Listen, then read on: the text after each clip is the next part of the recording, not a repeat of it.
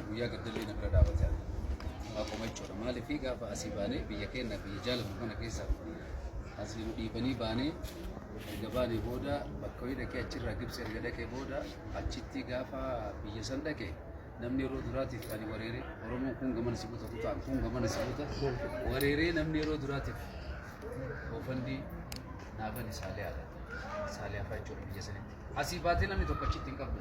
Asitti nama bira dhaytu jira, nama wajjin nyaatu jira, hojjetu jira, biyya namaa san dhayte.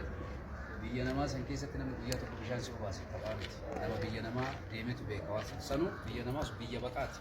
Biyya lammata biyya sadaffaa miti beeku yookiin Ameerikaa Kanaadaa osoo hin ta'in namni Keeniyaa keessa ture, Gibsi ture, Jabuuti ture waan sanin beekate ni yaada. Yeroo duraatiif waan guurame san namni achitti gadi na dhaabee Nuti kenna jabdu Saaliyaadha. Kanaaf kabaja hin jaalladha. Saaliyaan walli suuqu osoo hin ta'in jabduudha isin jabduu ta'enna kana isin jechuu barbaada. Baay'ee galatoomii